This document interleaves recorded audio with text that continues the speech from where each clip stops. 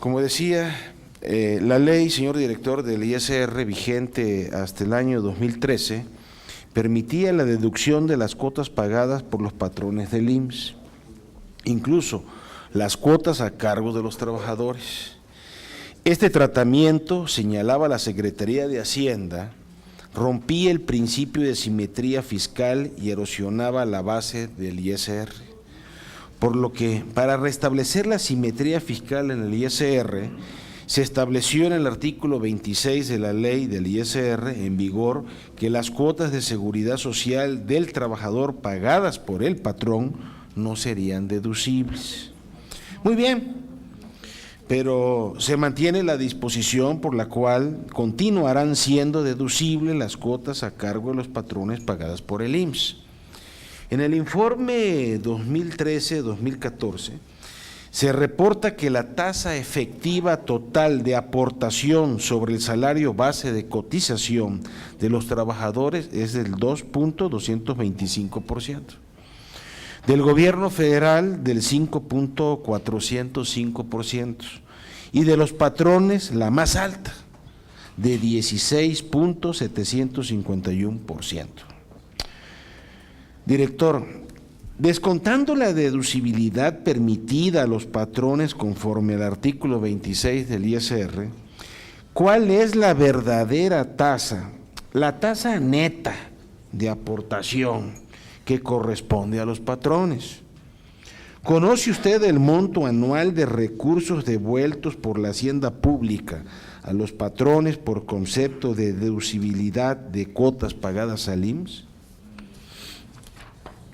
Su respuesta a esta pregunta es fundamental, dado el viejo argumento que en nuestro país es muy alto, entre comillas, el llamado impuesto a la nómina de las empresas, derivado del pago de las cuotas al Seguro Social. ¿Con cuánto contribuyen realmente las empresas en el financiamiento de los riesgos y contingencias a lo que están expuestos sus trabajadores? La medida por la que se otorgan estímulos para promover la incorporación a la seguridad social, que entró en vigor el pasado 1 de julio, corresponde a una política activa de empleo. Nosotros siempre hemos propugnado por políticas que fomenten el empleo decente, sobre todo bajo la consideración que cerca del 60% de la población ocupada, o sea, 29 millones de mexicanos no tienen acceso a las prestaciones y servicios de la seguridad social. De acuerdo con el decreto, este nuevo régimen introduce incentivos para que los trabajadores transiten de la informalidad al sector formal de la economía. Los patrones y trabajadores gozarán de un subsidio que cubrirá el gobierno federal para el pago de sus cuotas por un periodo de 10 años. A 3 meses de su puesta en práctica, ¿cuál es la respuesta que está obteniendo el instituto? Por otra parte, en informes anteriores se proyectaba que un aumento en la afiliación de cotizantes tenía un impacto en una presión adicional de gasto. Al respecto, pues bueno, ¿cuál es su comentario? ¿Qué nos puede decir? También, director, ¿podremos contar con una propuesta del IMSS para la incorporación al régimen obligatorio de trabajadores en la informalidad de difícil incorporación? Por ejemplo, las trabajadoras domésticas, las que venden productos casa por casa, esa como de Avon, ¿no? Y etcétera, ¿no? Digo, ya fue comercial, pero bueno. ¿No? Así le llaman ahora, difícil incorporación. Como se sabe, fuera de los países africanos afectados, las infecciones por ébola recayeron en personal sanitario. Las primeras evaluaciones es que fallaron los protocolos de seguridad. Por esta razón, el pasado 14 de octubre promoví y fue aprobado por el Pleno del Senado de la República un punto de acuerdo que exhorta a la Secretaría de Salud a atender y adoptar las medidas de vigilancia epidemiológica y de control de seguridad que prevengan con mayor certeza el riesgo del ingreso del virus del ébola a territorio nacional informe, entre otras acciones, el diseño de un protocolo específico para hacer frente a esta epidemia. Esta es una de nuestras mayores preocupaciones, si nuestro sistema de salud se encuentra preparado ante una posible brote de esta enfermedad.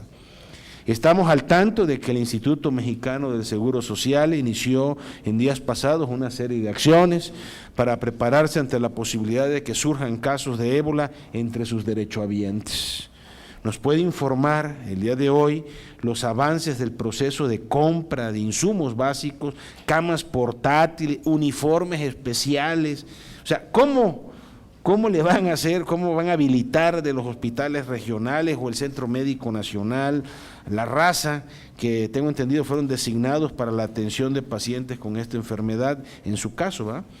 ¿Qué tipo de preparación se le está dando al personal sanitario del instituto en general y en lo particular al personal que estaría asignado a la atención de estos enfermos en caso de un brote? ¿Manejan ya el protocolo de atención? ¿Cuántas estarían totalmente preparados en el IMSS? Y por último, esperamos que en el Congreso de la Unión sea solidario con el IMSS y sus 70 millones de derechohabientes, como lo ha sido con la reforma para fortalecer a Pemex como empresa productiva del Estado, al aprobar que su pasivo laboral se transforme en deuda pública. ¿Qué mano, ¿Sí? El gasto, por ejemplo, del régimen de jubilaciones y pensiones del IMSS, que se proyectó en 53 millones de pesos para 2013, si este costo se asume por la Federación, y repito, como se hizo tanto en el Congreso de la Unión como el gobierno federal con Pemex como empresa productiva del Estado, y si este costo se logra que se asuma por la Federación, indiscutiblemente, señor director, que tendrá un impacto inmediato de mejoramiento en los servicios que presta el instituto. Por sus respuestas, muchísimas gracias.